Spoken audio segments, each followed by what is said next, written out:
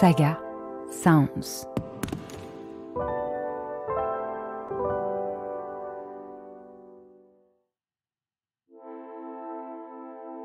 Il y a 50 ans, paraissait un rapport scientifique qui fit l'effet d'une bombe. Le rapport Meadows, publié en 1972 par des chercheurs du MIT, un célèbre institut de recherche américain, alertait sur les dangers que nous fait courir une croissance économique illimitée dans un monde aux ressources finies. Pourtant, depuis, nous n'avons pas changé de trajectoire. Pire, on a accéléré. Je m'appelle Audrey Boelly et je suis journaliste scientifique. Comme beaucoup, je m'inquiète pour l'avenir de mes 2 filles et des enfants de leur génération. Alors, j'ai voulu savoir où nous en étions aujourd'hui, 50 ans après la publication du rapport Meadows, et maintenant que nous sommes entrés dans l'ère de la surproduction et de la fast fashion. Dans ce podcast, je mènerai mon enquête en interrogeant des experts et des scientifiques pour tenter de répondre à ces questions vitales. S'est-on rapproché des limites planétaires ? Les a-t-on déjà dépassées ? Est-il possible d'envisager un avenir où l'activité humaine n'épuiserait pas les ressources de notre seule planète, dont nous et l'ensemble du monde vivant dépendons pour notre survie ? Dans l'épisode précédent de Dernière Limite, j'ai commencé mon enquête en interrogeant l'agronome Marc Dufumier sur les risques qui pèsent sur notre agriculture, alors que celle-ci devra nourrir 10 milliards d'humains en 2050. Parmi ces risques, il y a le manque d'eau, cet or bleu sans lequel rien ne pousse. L'année dernière, j'ai été frappée par le fait que des restrictions d'eau ont démarré dès le mois d'avril dans certaines régions de France. Globalement, le manque de précipitations débute maintenant beaucoup plus tôt qu'avant. Une situation aggravée lorsque des canicules ont lieu pendant l'été. Ça a été le cas en 2020, qui a été l'année la plus chaude jamais enregistrée en France. Cette année-là, les 3/4 des départements avaient mis en place des restrictions d'eau et la moitié d'entre eux avaient même été placés en niveau de crise. Plusieurs dizaines de collectivités ont dû avoir recours à la livraison par camion-citerne pour alimenter la population en eau potable. Et un certain nombre de rivières se sont retrouvées à sec, obligeant à réaliser des sauvetages pour sauvegarder plusieurs espèces de poissons menacés. Dans un lac à côté de chez moi, 12 tonnes de poissons ont été retrouvés morts à cause de la température de l'eau qui avait atteint 28 degrés. On le voit, le manque d'eau a un impact non seulement sur l'agriculture, mais aussi sur l'accès à l'eau potable, la biodiversité, sans compter l'industrie qui consomme près de 20% de l'eau douce disponible sur la planète. Et les chiffres concernant la ressource en eau sont plutôt inquiétants. Au cours du XXe siècle, les prélèvements d'eau ont augmenté 2 fois plus vite que la taille de la population mondiale. Selon l'Organisation des Nations Unies, 1/3 des êtres humains n'a pas accès à l'eau potable. Et d'ici 30 ans, avec l'accentuation du changement climatique, c'est plus de la moitié de la population mondiale qui pourrait souffrir d'un manque d'eau. L'eau est-elle une ressource dont nous allons manquer ? Pour en parler, j'ai le plaisir de recevoir Florence Abetz. Bonjour. Bonjour. Florence Abetz, vous êtes hydrogéologue et hydroclimatologue. Après avoir exercé à l'École des Mines, vous êtes aujourd'hui enseignante-chercheuse et directrice de recherche à l'Université Pierre et Marie Curie. Au cours de votre carrière, vous vous êtes intéressée à l'impact du climat sur la ressource en eau et sur l'adaptation au changement climatique. Vous vous êtes aussi penchée sur la question de la pollution des eaux. Florence Abetz, est-ce qu'on peut dire qu'aujourd'hui la France fait déjà face à des pénuries d'eau ? Alors oui, effectivement, la France fait face à des pénuries d'eau. En fait, à peu près tous les ans, il y a toujours une région qui est affectée par un manque d'eau et qui subit donc des crises. Même cette année, qui a été un été relativement humide, on a quand même des régions qui ont eu des pénuries d'eau. Et ça, on constate que en fait, cette extension des zones en pénurie augmente dans le temps. Et concrètement, quels ont déjà été les impacts de ces pénuries en France ? Donc, en général, les premiers impacts concernent le milieu aquatique, c'est-à-dire est-ce que le milieu sera en bonne santé pour accueillir les poissons et toute la biodiversité, mais ensuite, ça généralise très vite, c'est-à-dire que comme il y a moins d'eau, la qualité peut se dégrader, et puis effectivement, toutes les activités humaines qui dépendent des prélèvements d'eau sont impactées, et donc y compris l'eau potable, qui est en fait l'usage prioritaire de l'eau. Donc c'est celui qu'on essaye de préserver le mieux et le plus longtemps, et donc les restrictions d'usage elles vont d'abord toucher l'industrie et l'agriculture. Quels impacts on a pu voir sur l'agriculture notamment ? Alors sur l'agriculture, en fait, en France, Il y a 94% de l'agriculture qui utilise simplement l'eau qui tombe, l'eau de pluie. Et donc, elle peut avoir évidemment, lors des années sèches, des problèmes pour que les récoltes soient conséquentes, voire même pour abreuver le bétail. Ça, c'est un point important. Quand il n'y a plus d'eau dans les rivières ou dans les sources, eh bien, le bétail n'a plus d'eau à boire. Et donc là, on est obligé d'apporter de l'eau. Donc voilà, on peut avoir des pertes de rendement. Ça, c'est la première chose. Et puis, les 6% d'agriculteurs qui, irriguent, eux, peuvent avoir des restrictions. Et du coup, également, ça fait des baisses de rendement potentiellement très importantes. On le sait moins, mais il y a aussi des conséquences sur la production d'énergie. En 2018, par exemple, EDF avait dû mettre à l'arrêt ou au ralenti plusieurs réacteurs nucléaires dus à la sécheresse. C'est bien ça ? Oui, tout à fait. Alors, effectivement, il faut un certain débit minimum pour pouvoir rafraîchir les centrales nucléaires. Et c'est à peu près 10 mètres cubes, je crois, par seconde. Donc, quand on a plusieurs tranches comme ça nucléaires sur des rivières sur des fleuves comme la Loire ou le Rhône, eh bien, effectivement, il peut y avoir des enjeux importants. Et ça concerne les centrales nucléaires, mais aussi les centrales thermiques, celles qui fonctionnent avec du pétrole ou du gaz ? Ah, tout à fait. À peu près toutes les formes d'énergie consomment de l'eau, donc sauf l'éolien finalement et le solaire. Toutes les autres formes d'énergie consomment de l'eau, que ce soit l'hydroélectricité ou le nucléaire. En France, c'est les deux principales sources d'énergie. Et vous parlez de barrages hydroélectriques, donc on utilise aussi la force de l'eau pour produire de l'électricité. Oui, il y a eu des très gros investissements dans les années 40, 50, 60 pour construire des énormes barrages hydroélectriques. C'est les plus grosses retenues qu'on a en France, essentiellement dans les montagnes, avec des systèmes assez complexes qui détournent l'eau d'un bassin à un autre, qui la récupèrent plusieurs fois pour la turbiner, comme on dit. Et puis, même une volonté récente de remettre de l'hydroélectricité sur des toutes petites rivières. Et là, avec des conséquences assez fortes sur la biodiversité, puisque ces barrages barrent, par définition, la rivière. Et donc, finalement, sont un obstacle à la circulation des poissons. Et donc, il y a des enjeux ici entre la continuité hydraulique et la production d'hydroélectricité qui s'est amplifiée ces dernières années sur les petites rivières. Plus généralement, on a besoin d'eau pour fabriquer l'ensemble des produits qu'on consomme. D'une certaine façon, est-ce qu'on peut dire que c'est une consommation d'eau cachée ? Oui, tout à fait. Il y a de la consommation indirecte pour produire tout, un jean, une voiture, simplement parce que rien que pour extraire un minerai, il faut de l'eau dans la mine, il faut aussi de l'eau pour nettoyer les instruments. Et donc tout ça, finalement, ça fait des consommations d'eau. Donc on peut estimer le volume d'eau qu'il faut pour produire une tomate, un bœuf, mais aussi un jean ou même un ordinateur. Alors pour donner une idée, il faut environ 10 000 litres d'eau pour produire un jean, 16 000 litres pour un kilo de bœuf et plus de 100 000 litres pour la fabrication de tous les composants d'un ordinateur. Alors pour mieux se rendre compte de notre impact, on peut exprimer notre consommation personnelle sous forme d'empreinte hydrologique. Ça consiste en quoi concrètement ? Eh bien, en fait, voilà, ça consiste à regarder un petit peu, en fait, de la façon similaire au bilan carbone. Maintenant, on est un petit peu habitué au bilan carbone. On sait que, voilà, quand on fait 1 kilomètre en voiture, ça émet du carbone. Eh bien, là, c'est le même principe. Si effectivement, on achète une tasse à manger ou même un disque, on va pouvoir traduire ça en litres d'eau. Et du coup, c'est notre empreinte eau. Et on va pouvoir, du coup, avoir une idée du volume d'eau consommé par habitant en fonction de leur niveau de vie ou de leur lieu d'habitation. Et donc, c'est un petit peu ça notre empreinte eau.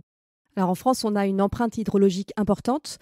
Selon un rapport du WWF, elle s'élève à près de 5 000 litres d'eau par jour et par personne, dont un tiers provient de notre consommation de viande. Et il faut souligner que la moitié de notre empreinte hydrologique est issue de produits qu'on importe. Oui, alors en France, on peut avoir une empreinte assez élevée puisqu'effectivement, on a la chance d'avoir à disponibilité la possibilité d'acheter des biens. Et donc, non seulement on consomme de l'eau liquide via les usages baignoires, etc., mais aussi donc, par tous nos achats. Et donc, on a effectivement une empreinte assez élevée. Mais du coup, par exemple, quand on achète des oranges au Maroc, ces oranges, elles ont nécessité de l'eau pour être produites. Est-ce que ça veut dire qu'on importe de l'eau sans le savoir de pays qui ont plutôt tendance à en manquer ? Voilà, alors ça, c'est tout à fait vrai. On importe beaucoup d'eau de pays, indirectement du coup, de pays qui en manquent. Et c'est un problème assez général. On va prendre par exemple les avocats du Pérou, alors qu'ils ont vraiment des manques d'eau cruciaux. Et là, en fait, finalement, c'est une importation d'eau virtuelle, mais quand même très conséquente. Et là, en fait, ça relève plus, je dirais, du commerce international que du problème d'hydrologie, puisque c'est, après tout, des choix de consommer de l'orange ou de consommer des avocats, par exemple, alors qu'on n'a pas obligation. Par exemple, on pourrait manger des pommes. On pourrait très bien remplacer ça par autre chose. Mais il y a un autre problème aussi qui est lié, par exemple, aux consommations de légumes qui sont massivement produits en Espagne, par exemple. Et là, c'est également plutôt une organisation socio-économique qui fait que les prix sont bien moins chers en Espagne parce que le travail agricole est sans doute beaucoup moins bien payé et qui fait que les producteurs de tomates en France ont des prix plus élevés et du coup, on va importer de la tomate. On serait très bien capable de la produire. Vous voyez, le problème n'est pas uniquement un problème d'eau, c'est un problème vraiment socio-économique. On pourrait très bien réduire notre importation d'eau virtuelle avec des consommations plus locales et en choisissant peut-être un peu mieux nos variétés. Vous évoquez l'Espagne parce que l'Espagne dispose de moins de ressources en eau que la France. Oui, voilà, l'Espagne est beaucoup plus aride et a une politique d'irrigation très agressive en menaçant pas mal les milieux pour apporter de l'eau. Voilà. Mais oui, elle a beaucoup moins d'eau que nous. Donc, en parlant de pays qui ont du coup moins d'accès à l'eau que nous, il y a certains chiffres qui sont assez alarmants. Au total, c'est 1/4 de la population mondiale qui n'a pas accès à l'eau potable selon l'Organisation des Nations Unies. Et ça a de graves impacts sur la santé puisque 3 millions de morts par an sont dues aux maladies infectieuses provoquées par la consommation d'eau non potable. Comment peut-on expliquer ces problèmes d'accès à l'eau ?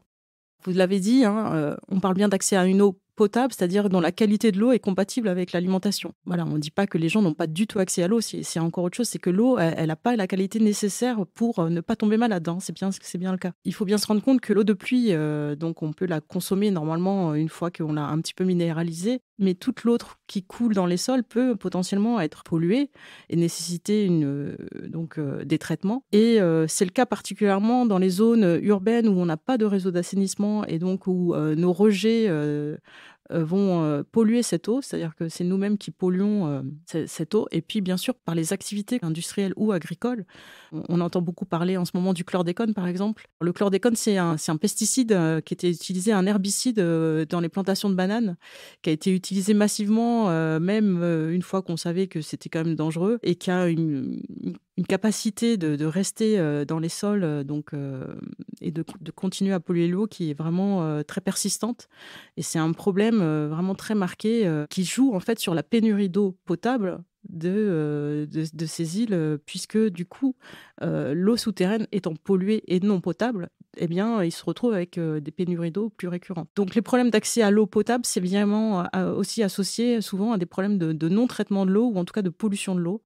Il y a aussi le fait que tous les pays ne possèdent pas d'infrastructures d'assainissement de l'eau performantes, ce qui contribue à un problème d'accès à l'eau potable. Tout à fait, voilà. C'est vraiment un élément clé. Les gains qu'on a pu avoir sur la santé humaine sont beaucoup liés à la création d'assainissement des eaux. Et donc voilà, tous les pays qui n'ont pas encore des bons systèmes d'assainissement, parce qu'il faut pouvoir à la fois récolter les eaux usées, mais aussi les traiter. Donc il y a certains pays qui ont accès à des usines, mais qui ne sont pas très efficaces et qui donc rejettent encore beaucoup de polluants. Et donc voilà, c'est vraiment ça, c'est un enjeu très, très fort pour l'ensemble des pays. Vous venez de parler de pollution aux pesticides. Il y a aussi les pollutions qui sont liées aux lisiers, qui sont des déjections des animaux d'élevage, et plus largement d'autres pollutions en provenance de l'industrie. Quels sont les problèmes, au-delà de l'accès à l'eau potable, les problèmes induits par ces pollutions, que ce soit en France ou au niveau mondial ?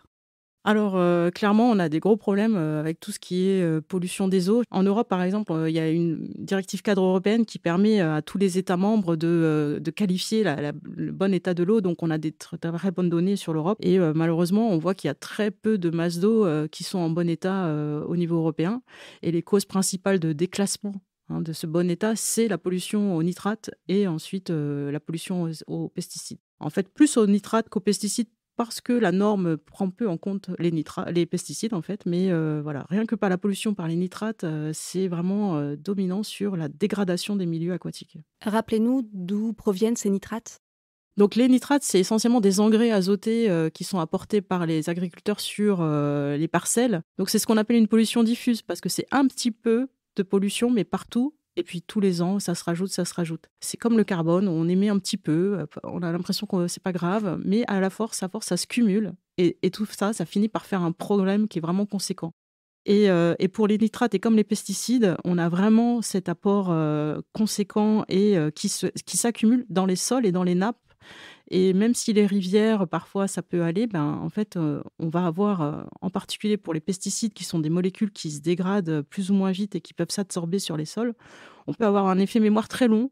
Et du coup, vraiment mettre en danger un accès à l'eau, l'eau souterraine en particulier, pour les générations à venir, du fait d'un cumul de pollution qui se poursuit malheureusement actuellement. J'aimerais maintenant aborder la question du changement climatique. On sait que les modifications du climat vont s'accélérer. Pour mieux comprendre, est-ce que vous pourriez nous expliquer en quoi ces dérèglements vont modifier la disponibilité en eau douce à la surface de la planète ? Oui, alors effectivement, c'est vraiment important de se rendre compte que changement climatique, c'est pas uniquement synonyme de réchauffement comme on l'a souvent longtemps appelé. Donc le changement climatique, c'est vraiment une perturbation de l'ensemble de la circulation atmosphérique globale. Et du coup, en fait, on a plein de modifications. D'ailleurs, parfois, on appelle ça aussi dérèglement. Mais en gros, la base, c'est qu'en émettant des gaz à effet de serre, on modifie le bilan d'énergie de la planète. Donc la planète reçoit plus d'énergie. Donc effectivement, on modifie la température. Mais cette température, en fait, c'est vraiment un gradient. C'est vraiment l'énergie qui va aussi piloter la circulation atmosphérique. C'est-à-dire qu'on sait que l'équateur est plus chaud que les pôles. Et ça, c'est déjà un vecteur, en fait, qui permet à l'atmosphère de circuler. Et donc, en modifiant un petit peu le fait que la température des pôles s'élève plus vite que la température de l'équateur, par exemple, on modifie la circulation atmosphérique. Du coup, on modifie la circulation des perturbations. Et donc, les précipitations ne vont plus aller exactement au même endroit. Donc c'est une modification des vents qui modifie la répartition des précipitations. Voilà, alors c'est plus que les vents, voilà, c'est vraiment toute la circulation, parce que les vents, on va être toutes les altitudes, si vous voulez. Voilà, donc on va changer tout ça, et effectivement, en fait, la planète, comme vous le savez, elle reçoit plus d'énergie à l'équateur, et en fait, à l'équateur, du coup, l'eau qui est contenue dans l'atmosphère, finalement, elle peut s'élever et elle précipite fortement. On a des beaux nuages dans l'équateur. Et en gros, on a une zone de pluie très intense au niveau de l'équateur, une zone très sèche au niveau des sublatitudes, au niveau des 30 degrés, et puis ensuite, encore une bande de haute latitude qui est relativement humide. Donc, à peu près au niveau de l'Europe, on a une zone humide.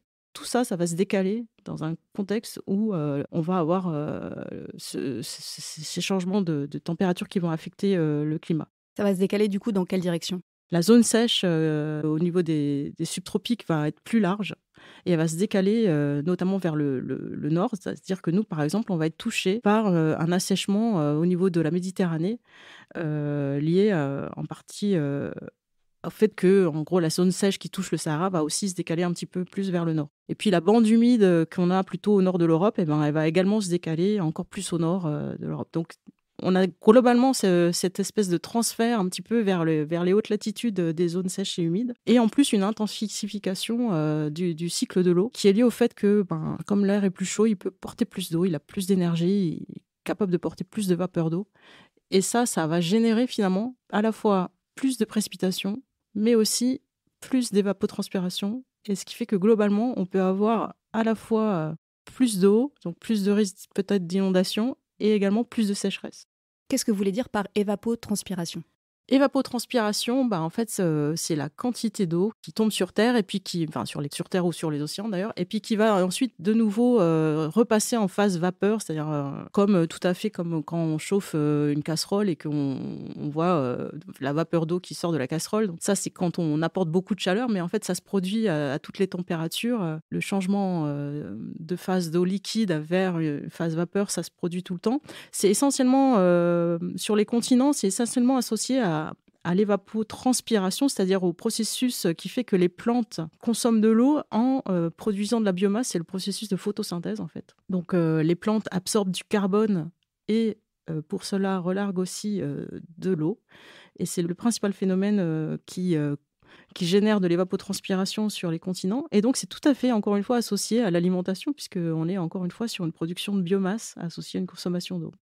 Quels seront en particulier les impacts sur les nappes phréatiques qui permettent à un grand nombre de personnes d'avoir accès à l'eau potable et aux agriculteurs d'avoir de l'eau pour l'irrigation ? Alors voilà, comme on va changer un petit peu la distribution de l'eau dans l'espace et dans le temps, on va forcément impacter toutes les formes de ressources en eau, qu'elles soient donc en surface ou souterraines. Et en fait, ça va quand même énormément dépendre de là où on se trouve, hein. Donc, mais en Europe, ce qu'on sait, c'est qu'il va y avoir globalement moins d'eau dans le sud de l'Europe et plus d'eau dans le nord. Mais pour les nappes, qu'est-ce que ça va changer? Ce qu'on peut s'attendre, c'est que les périodes où il y aura plus d'eau vont être plus courtes. Et du coup, ça va réduire le temps consacré à la recharge de ces nappes. Donc, on peut peut-être avoir une durée plus courte. Et du coup, en termes de volume, si le volume n'est pas plus intense, eh bien, il sera plus faible. Donc, on peut quand même avoir, même quand il pleuvra un petit peu plus, on peut quand même peut-être avoir une réduction de la recharge. Un des effets du changement climatique, c'est que les précipitations elles-mêmes, elles vont être modifiées. Donc, on s'attend globalement à en avoir un petit peu plus, mais surtout, elles ne seront pas équivalente à celle qui tombe aujourd'hui. C'est-à-dire qu'on s'attend en fait à ce que les précipitations les plus importantes, les plus intenses, soient encore plus fortes demain qu'aujourd'hui. Et en fait, la modification, elle est importante, hein. C'est de l'ordre de 10%, en fait, 7% par degré. Vous imaginez 7% par degré? Quand on imagine qu'on peut avoir jusqu'à plus 4 degrés, c'est vraiment énorme, en fait. Et donc, voilà, là, c'est les épisodes de pluie les plus intenses qui seront encore plus forts dans le futur. Et du coup, avec des conséquences très fortes sur le risque d'inondation, bien sûr. Et puis, une eau qui peut détruire un petit peu tout sur son passage et donc faire beaucoup de dégâts lorsqu'elle va tomber. Donc, à la fois, là, cette eau-là qui va tomber, elle risque de très peu bénéfique, on va dire, pour le milieu et pour la recharge des nappes, etc. Et plutôt destructive. Et puis, le reste du temps, on risque d'avoir quand même moins d'eau. Oui, puisque dans le cas de pluies très intenses, l'eau a tendance à ruisseler et ne s'infiltre pas dans les nappes phréatiques. Tout à fait, elle risque de ruisseler et même en ruisselant, d'éroder. Vous avez vu les inondations qu'on a eues cet été en Allemagne. L'eau, elle est boueuse, en fait. L'eau, quand elle est puissante comme ça, elle enlève le sol. Et le sol, avec toute sa richesse, toute sa matière organique, tout ce qui fait que c'est un sol vivant. Et donc, en fait, c'est vraiment quelque chose qu'il faut tenter de limiter, à la fois en atténuant le risque climatique et donc en émettant moins de gaz à effet de serre, mais aussi en adaptant nos sols pour réduire ces risques de ruissellement. Donc vous nous avez dit que la répartition des précipitations va être modifiée dans les années à venir. Quelles régions dans le monde vont être les plus impactées ? Alors, en fait, on peut être impacté de différentes façons. On peut être impacté par un manque d'eau, hein, donc c'est ce qui va arriver sur la région méditerranéenne. Et en fait, il y a 2 régions dans le monde qui sont vraiment caractérisées par des projections d'un manque d'eau, de déficit accru. Donc, c'est la région méditerranéenne et la région, on va dire, Californie, Golfe du Mexique.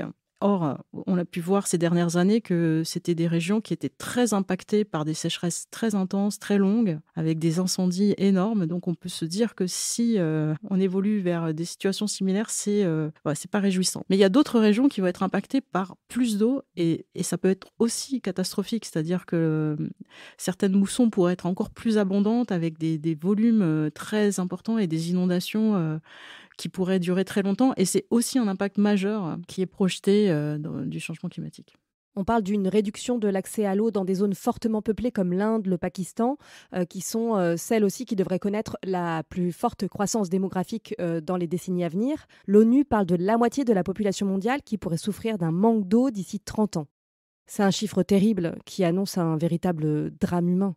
C'est clair qu'un pays comme l'Inde est un pays très peuplé, qui finalement reçoit de l'eau, on va dire, quelques mois dans l'année seulement, et finalement a une forte dépendance à une eau qui arrive très peu longtemps. Et aujourd'hui, par exemple, l'Inde, c'est un pays qui pompe énormément d'eau dans ses nappes, avec des déficits vraiment énormes de cette eau.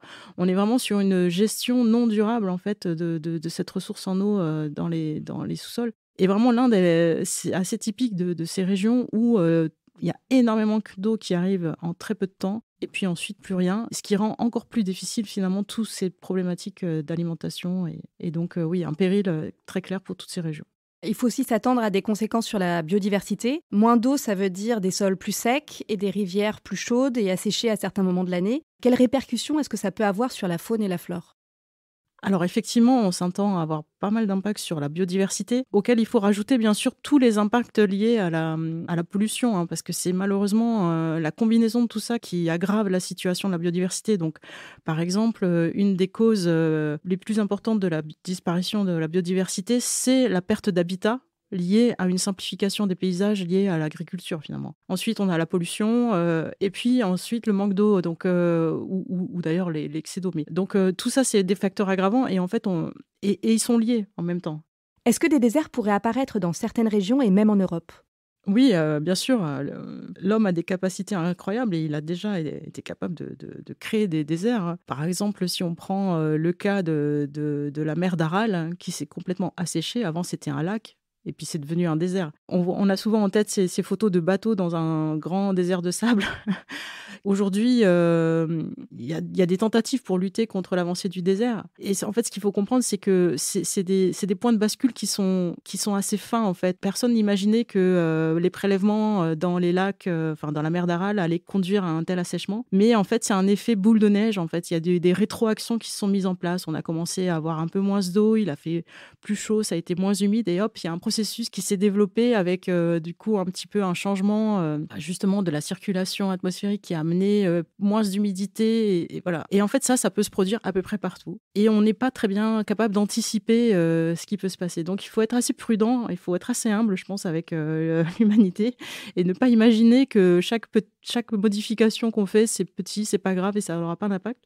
Parce que potentiellement, il peut y avoir, je dirais, des aggravations de modifications. Donc, on sait qu'il y a des zones qui sont en péril d'assèchement. Donc, ça va être le cas, par exemple, dans certaines régions d'Espagne. Et il faut être très prudent dans ces cas-là pour ne pas passer ces points de bascule. Doit-on aussi s'attendre à plus de feux de forêt ? Alors, les feux de forêt sont effectivement beaucoup plus à risque lorsque les sols sont secs. Et comme on s'attend à avoir des durées de sécheresse plus longues et plus intenses, donc effectivement, les feux de forêt sont un risque important. Et ce qu'il faut savoir aussi, c'est que la forêt supporte une année de sécheresse, peut-être 2, mais finalement, la mortalité des arbres, elle est quand même assez importante suite à des sécheresses. Et une fois que l'arbre est mort, il a encore plus de chances de brûler. Et donc, c'est du combustible qui... Et c'est vrai que la forêt de demain, c'est une grande question. Qu'est-ce qui sera capable de survivre au climat de demain comme forêt ? C'est une question qui se pose forcément maintenant, vu la durée de vie d'un arbre, quoi. J'aimerais qu'on revienne à la question de notre consommation d'eau et qu'on aborde les risques liés à ce qu'on pourrait appeler l'accaparement de l'eau. On l'a dit tout à l'heure, c'est presque un quart de l'eau douce qui est aujourd'hui consommée par l'industrie et 70% pour l'irrigation. Pour faire face à la raréfaction de l'eau, risque-t-on de voir apparaître des tentatives de privatisation de l'eau au profit de certains intérêts économiques ? En France, par exemple, on a vu apparaître en Poitou-Charentes ce qu'on appelle des bassines, c'est-à-dire de grandes retenues d'eau qui pompent dans les nappes phréatiques pour constituer des réserves au profit de certains agriculteurs. Pouvez-vous nous expliquer en quoi ça consiste ? Et oui, alors les fameuses bassines, c'est un nouvel objet qui n'existait pas avant parce que c'est un objet tout à fait artificiel. Ça consiste à créer un réservoir d'eau, donc un espèce de lac artificiel, mais un endroit où il n'y a pas de relief, où il n'y a pas de cours d'eau. Donc c'est assez atypique. Et donc on va créer en fait une digue tout autour. Puis on va la remplir d'eau et on va prélever cette eau dans les nappes et dans les rivières, mais à distance, c'est-à-dire que c'est beaucoup de tuyauterie, c'est un espèce de... Voilà. À la base, c'est quand même censé être quelque chose de vertueux, c'est-à-dire que l'idée, c'est de ne pas prélever d'eau quand il y en a moins, c'est-à-dire en période estivale, et en prélever plutôt quand il y a de l'eau dans la nappe, c'est-à-dire en hiver. Donc, c'est ça le concept de ces bassines-là. Et donc, la question de savoir si cette eau, elle est à destination unique d'un petit nombre de gens, ça va dépendre des cas. Donc, il y a des cas où c'est vraiment vu comme un investissement collectif pour un grand nombre d'agriculteurs. Et puis, il y a des fois, ça va être pour un tout petit nombre d'agriculteurs. Donc, c'est vraiment très différent. Mais effectivement, on peut se poser la question de mobiliser comme ça beaucoup d'eau pour un usage unique qui serait donc l'usage agricole. Est-ce que ce type de retenue d'eau est, selon vous, la bonne façon de faire face à une ressource en eau qui va être de plus en plus réduite ? On sait qu'en France, on risque de manquer d'eau par rapport à ce qu'on connaît aujourd'hui. Et pour autant, on voit qu'il y a une tendance à vouloir dire on va stocker plus d'eau pour l'agriculture. Donc, en fait, il y a une espèce d'antinomie là, c'est-à-dire on va avoir moins d'eau et en même temps, on en veut plus. Donc, forcément, je pense qu'on peut tous anticiper que ça va poser des problèmes. Et sachant en fait qu'aujourd'hui, encore une fois, l'agriculture qui est irrigue, c'est un tout petit nombre d'agriculteurs par rapport à l'ensemble, c'est 6% d'agriculture, donc ça veut dire que la plupart des gens aujourd'hui s'en passent. Et en fait, il y a un risque très fort quand on parle de sécuriser un accès à l'eau, ça veut dire aussi qu'on essaye d'avoir une production agricole finalement qui ne suit pas les contraintes de la météo. C'est-à-dire qu'on n'adapte pas l'agriculture aux conditions climatiques du moment vécu. Le risque, c'est ça, c'est de maintenir une agriculture qui soit pas du tout en adéquation avec le climat local et soit qui va produire, mais qui du coup va produire à un coût environnemental très fort. Alors qu'il est très certainement possible de faire une autre forme d'agriculture qui soit beaucoup plus compatible avec la ressource en eau disponible. Et donc voilà, la question, elle est vraiment là. Un usage de l'eau pour quelle agriculture et pour quelle qualité de l'eau? Pour faire face à la diminution de la ressource en eau, certains pays ont déjà recours à la désalinisation. C'est un procédé industriel qui permet de retirer le sel de l'eau de mer pour la rendre potable. À votre avis, est-ce que c'est une bonne solution ? Je pense qu'il y a des États qui n'ont pas tellement le choix. Je pense qu'il y a des îles en particulier qui sont très peuplées et qui n'ont pas beaucoup de sources en eau, en tout cas de qualité, et qui utilisent ces méthodes-là. Et effectivement, on peut se dire que c'est peut-être une bonne méthode. Ce qu'il faut voir, c'est que ça a quand même pas mal d'inconvénients. Déjà, ça consomme énormément d'énergie. Donc, il faut pouvoir produire cette énergie pour réaliser cette désalinisation. Et puis ensuite, évidemment, on génère énormément de sel. Qu'est-ce qu'on en fait? Donc, actuellement, la plupart des gens, ils rejettent ça, alors soit en mer, mais alors ça a un effet délétère sur la qualité sur la vie dans les mers, soit dans des espèces d'aquifères qui sont plus ou moins salés. En fait, en concentrant ces déchets qui sont cette saumure pleine de polluants, en le concentrant dans un endroit donné, finalement, on va aussi polluer cet endroit donné. Et donc, sur le court terme, si on a de l'énergie, c'est une bonne solution. Sur le long terme, ça va créer d'autres problèmes qu'il faut aussi pouvoir anticiper pour pouvoir les régler. Selon vous, quelles sont les solutions qu'on pourrait mettre en place pour faire face à la diminution à venir de la ressource en eau? Par exemple, en ce qui concerne la consommation pour l'irrigation. Clairement, il faut qu'on adapte tous nos usages à l'évolution de la ressource en eau. Donc, il faut être capable de produire une alimentation en ayant le moins besoin d'eau d'irrigation. En fait, c'est ça qui serait le plus efficace. Et donc, en fait, ça passe très certainement par une meilleure qualité du sol. C'est-à-dire qu'un sol de meilleure qualité, un sol plus vivant, un sol qui contient de la biodiversité et qui permet à la fois de maintenir mieux l'eau dans le sol, mais aussi d'être plus résilient aux périodes de pluie intense, justement. Et ça, il sera aidé, évidemment, si, en plus, il y a une végétation adaptée, c'est-à-dire sans doute plus de haies, plus de racines profondes, donc c'est-à-dire sans doute de la végétation pérenne, et ensuite une agriculture aussi qui préserve la qualité de l'eau, parce que ça sera très important. Actuellement, on préconise beaucoup les couvertures des sols, notamment pour ce qu'on appelle des cultures intermédiaires pièges à nitrate, pour éviter que cet azote aille polluer les eaux. Vous parliez aussi d'adapter les cultures au climat. Effectivement, alors moi je suis pas agronome, alors donc je vais pas me lancer dans des grandes théories parce que je serais pas pertinente, mais en tout cas ce qui est clair, c'est que il y a peut-être des cultures qui sont plus adaptées et il faut peut-être en changer. Donc on parle souvent par exemple de comparaison entre le maïs et le sorgho. C'est aussi de modifier globalement notre alimentation, c'est-à-dire reproduire sur place l'ensemble des produits que nous avons besoin. Donc arrêter d'importer du soja, peut-être plutôt en produire en France, peut-être sans doute moins manger de viande, d'être moins dépendant d'importation, y compris d'importation d'eau virtuelle, et donc changer nos régimes alimentaires pour être aussi compatibles avec ce qu'on est capable de produire sur nos territoires. Ça implique aussi qu'il ne faut pas tout miser sur les outils de sélection génétique, voire d'adaptation génétique de nos cultures. Associé à ces sélections génétiques, c'est l'appauvrissement de la diversité génétique. Le futur de la biodiversité dépendra de la variété des espèces, mais aussi de la diversité génétique de ces espèces. Et donc, tout miser sur une seule ou très peu de diversité génétique, c'est aussi un piège. Donc, il faut vraiment faire attention à ça. Sur les techniques d'irrigation elles-mêmes, vous parlez du goutte à goutte qui pourrait être plus efficace que les techniques actuelles. Moi, j'en parle assez peu, mais les agriculteurs souvent disent qu'on peut produire en consommant moins d'eau avec des usages d'eau plus efficients. Donc, le goutte à goutte en fait partie. Donc, oui, le goutte à goutte permet de réduire la consommation d'eau. C'est très utilisé dans plein de pays. Après, malheureusement, les études, notamment de l'Organisation internationale sur l'alimentation, redit bien que oui, on fait des progrès avec ce type de consommation d'eau, mais finalement, on ne sauve pas d'eau pour le milieu. C'est-à-dire qu'on n'augmente pas avec ça la quantité d'eau disponible parce que finalement, on va produire une autre forme d'agriculture qui va être peut-être plus rentable économiquement et qui finalement consomme quand même plus d'eau. Ou alors on va étendre les surfaces irriguées. Et total, le bilan, c'est qu'on aura beaucoup investi pour s'équiper d'outils d'irrigation plus performants, mais à la fin, le milieu, il ne voit pas passer plus d'eau. Voilà, ça, c'est le bilan qui est fait par la FAO, donc l'organisme international sur l'alimentation. Est-ce qu'en ce qui concerne l'industrie et l'énergie, il y a des pistes pour une consommation d'eau plus vertueuse ? L'industrie, je pense, a pas mal investi pour réduire sa consommation d'eau parce que simplement, elle paye l'eau. Donc, ça lui fait des économies de ne pas la payer.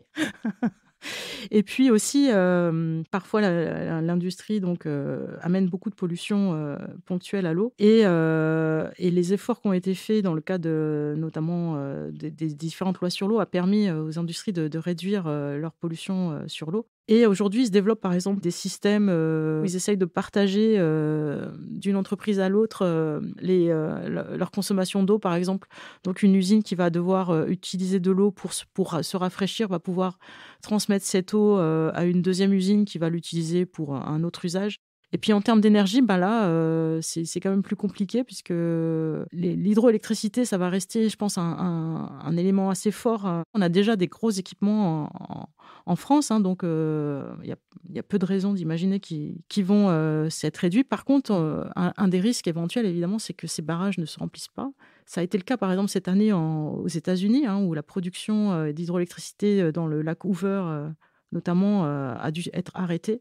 Donc, c'est vraiment des conséquences très fortes, hein, avec ensuite des pénuries d'électricité, clairement. Hein. On voit passer un autre risque qui est que voilà, une partie de cette eau qui était dédiée à l'hydroélectricité, maintenant, en Adour-Garonne, par exemple, ils ont décidé de prélever une partie de cette eau pour soutenir les usages de l'eau. Donc là, quelque part, il y a des conflits entre les différents usages de l'eau et donc un conflit, là, pour le coup, directement entre production d'hydroélectricité et puis production pour l'irrigation, quoi. Donc là, c'est de l'eau qui était au départ destinée aux barrages hydroélectriques pour produire de l'énergie et qui est du coup pompée pour l'irrigation. On va dire plutôt libérée, libérée pour l'irrigation, effectivement. C'est le plan d'adaptation du bassin Adour-Garonne qui prévoit ça donc, pour les prochaines années. Est-ce que l'amélioration du recyclage de l'eau, des eaux usées, ça c'est une piste pour disposer de plus de réserves d'eau ? En fait, ce qu'il faut savoir, c'est qu'on recycle, en tout cas en Europe et en France, notre eau usée qui sort des stations d'épuration, elle repart dans le milieu, donc elle contribue complètement directement au cycle de l'eau. Par exemple, si vous buvez de l'eau potable qui est prélevée dans un fleuve, il y a de très fortes chances que cette eau ait déjà été prélevée une ou deux fois et puis ensuite traitée et puis réinjectée dans la rivière. Et alors, évidemment, dans les milieux où on est proche de la mer, les villes urbaines qui sont à proximité de la mer peuvent se dire que leur eau de station d'épuration pourrait servir à d'autres usages que d'aller directement en mer. Donc ça, c'est effectivement des choses qui sont prévues d'utiliser cette eau pour, par exemple, encore une fois, l'irrigation. Mais après, il y a d'autres façons, effectivement, aujourd'hui, en ville, on utilise très peu l'eau de pluie. Et donc, il y a quand même une idée d'utiliser un petit peu plus cette eau de pluie pour des usages au sein des maisons, en fait. Hein. De quelle manière on pourrait utiliser cette eau, enfin la recueillir et l'utiliser ? Par exemple, pour des usages de type chasse d'eau ou de type eau pour les machines à laver le linge, des choses comme ça. Donc ça, c'est des choses qui étaient très contraintes par la loi, donc très, très réduites par la loi. Et aujourd'hui, je pense que c'est des choses qui sont mises en place d'essayer de réduire la dépendance à un réseau d'eau potable pour ces usages de l'eau qui ne nécessitent pas forcément d'eau potable. Est-ce qu'il y aurait aussi des progrès à faire concernant les fuites dans les réseaux d'eau ? Puisque visiblement, ces fuites sont parfois importantes. Oui, tout à fait. Alors, les fuites, effectivement, quand un réseau d'eau perd 10%, on considère qu'il est quand même déjà un bon réseau. Donc, ça peut donner une idée. Donc, effectivement, la réduction des fuites, c'est un objectif. Hein. C'est quand même difficile d'admettre qu'en période de pénurie, on puisse perdre 25% de l'eau dans les tuyaux. Après, ce qu'il faut bien comprendre, c'est que c'est très difficile d'avoir un réseau qui ne fuit pas du tout. Ça demande une détection de tous les moments et des travaux de tous les moments. Et après, il faut aussi imaginer que cette eau n'est pas complètement perdue. Elle va finir par venir dans le réseau. Mais effectivement, il faut quand même faire des gros efforts pour réduire ces pertes. Et il y a vraiment des villes qui ont des gros progrès à faire. Il y a quand même une conscience des efforts à mener. Et la plupart des villes se sont bien penchées sur ce problème. On voit que de façon assez inéluctable, la quantité d'eau disponible va se réduire dans un certain nombre de régions du monde, dont l'Europe et même la France. Mais on voit aussi qu'il y a des solutions pour économiser l'eau. Est-ce qu'on va aujourd'hui dans la bonne direction, c'est-à-dire vers la mise en place d'une gestion durable de la ressource en eau ? Oui, il y a plein de solutions. Je pense qu'il y a beaucoup d'initiatives qui apparaissent un peu partout. On voit qu'on peut économiser de l'eau dans nos usages quotidiens. On peut aussi avoir une consommation d'eau plus compatible avec cette ressource en termes d'agriculture. Donc ça, on peut être vraiment optimiste là-dessus. Après, là où on peut être un peu plus pessimiste, c'est en termes de normes. On voit bien que les politiques actuelles préconisent pas forcément, enfin en tout cas ne favorisent pas forcément toutes ces initiatives qui sont intéressantes.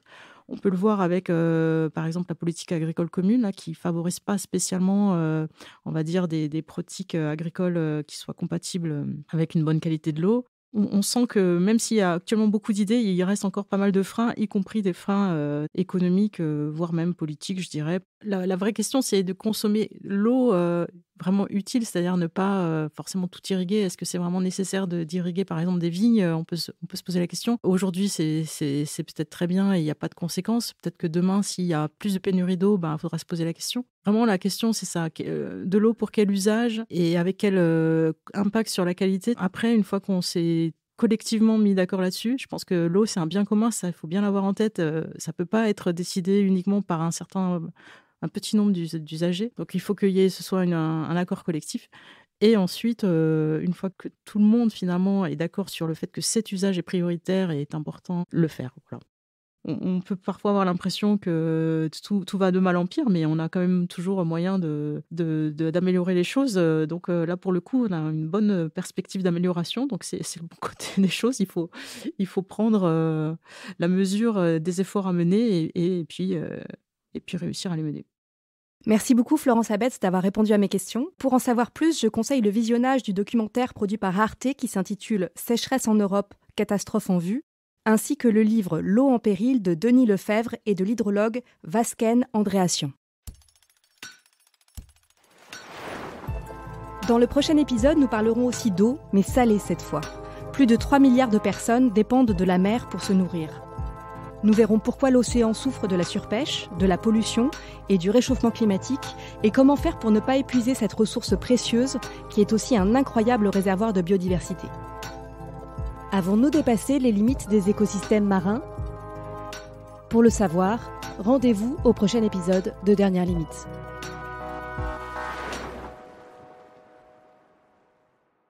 Dernière Limite est un podcast pensé et écrit par Audrey Boelly.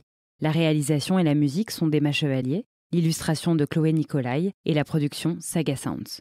Pour soutenir ce podcast, n'hésitez pas à mettre des étoiles sur votre plateforme d'écoute. Et pour être tenu au courant de la sortie de chaque épisode, suivez Saga Sounds sur les réseaux sociaux.